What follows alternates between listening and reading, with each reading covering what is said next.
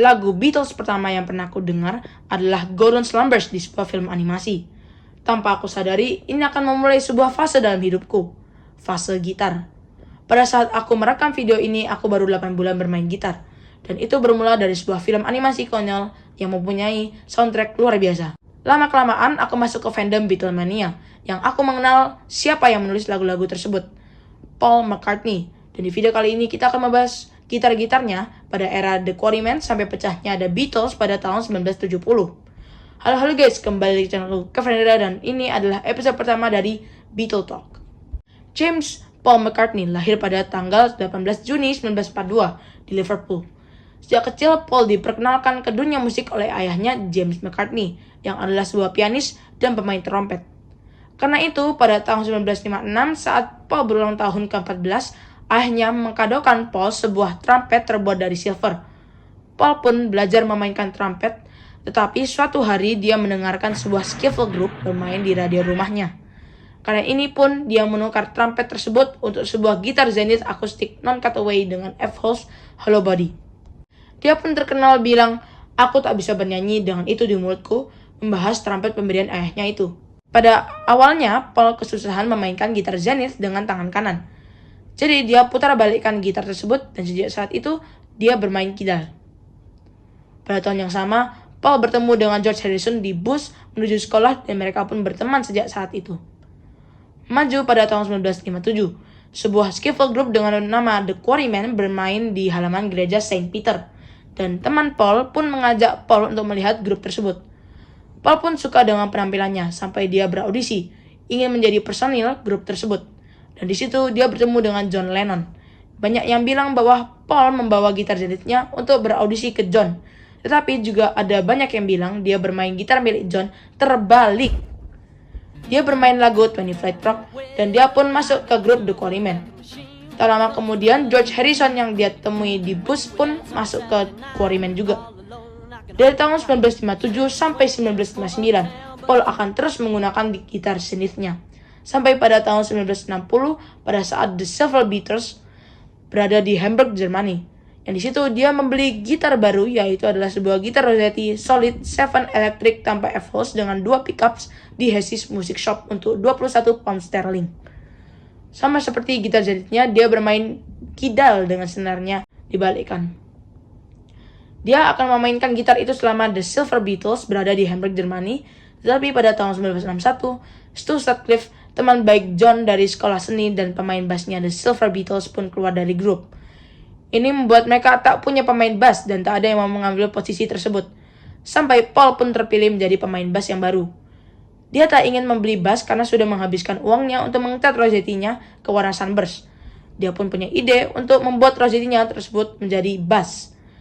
Tetapi karena senar bass mahal, dia pun mengambil senar-senar bass dari sebuah piano dan dia pun bilang bahwa gitar Rossetti adalah gitar yang buruk dan murah. Tak lama kemudian, Paul tak sengaja menjatuhkan gitar Rossetti tersebut sampai tak bisa diperbaiki. Karena ini, semua personel The Silver Beatles melompati gitar Rossetti tersebut sampai hancur terkeping-keping. Karena ini, John meminjamkan Paul gitar Hofner Club 40-nya yang dia akan jual setelah membeli gitar Rickenbacker terkenalnya. Setelah bermain di Hamburg, mereka kembali ke Liverpool dan Paul perlu bass baru. Paul dan John melihat bass Hofner Violin 500/1 tanpa F-Holes dan 2 pickup berdekatan dipajang di toko gitar. Paul menyukai Hofner Violin bass tersebut karena tidak berat dan murah dengan harga 30 pound sterling. Karena mereka mendapatkan gaji setara, dia membeli bass tersebut. Tapi kali ini, Paul tidak langsung mengambil lalu membeli bass tersebut. Dia mengcustom bassnya agar bisa dimainkan dengan tangan kiri. Dan dipercaya, bassnya Paul adalah bass kidal pertama yang telah dibuat oleh Hofner. Bass Hofner Violin 500/1 adalah yang banyak Beatlemania bilang The Cavern Bass. Karena dia memainkan bass itu di Cavern Pub, mereka akan bermain di sana sampai tahun 1962.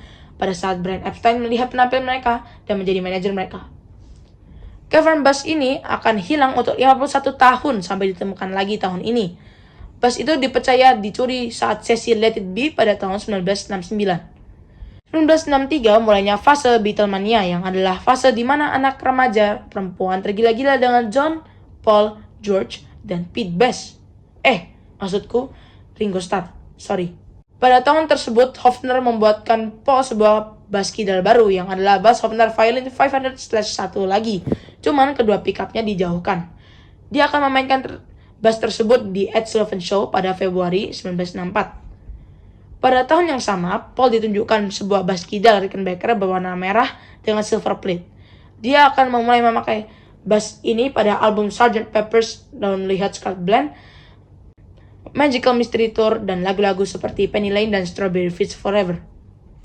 Di tahun 1967 sampai 1968, setelah selesai mengsyuting film A Hard Day's Night, Paul membeli gitar Epiphone akustik dengan sound hole, tanpa F-holes dan tanpa pickups. Sama seperti yang Zenith, dia akan membalikan senar-senarnya tersebut agar bisa dimainkan orang kidal. Gitar ini akan paling terkenal digunakan untuk live performance-nya Yesterday pada tahun 1965. Pada masa potnya The Beatles atau era Rubber Soul, Paul membeli gitar Epiphone Casino dengan F-holes semi hollow body berwarna sunburst. Dia pun melakukan hal yang dia lakukan untuk Rosetti, Zenith, dan Epiphone akustiknya. Dia membalikan senarnya. Lalu pada tahun 1967 saat dia pertama kali memainkan bass Rickenbacker, dia pun membeli gitar baru, sebuah Telecaster warna sunburst. Dia pun memindahkan lokasi strap di tele tersebut dan dia membalikkan senarnya lagi agar bisa dimainkan dengan tangan kiri.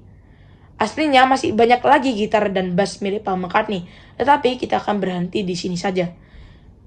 Jika aku melewati beberapa details, bisa komen di bawah ya. Dan semua rekaman yang kalian lihat di screen tadi adalah dari film-film berikut.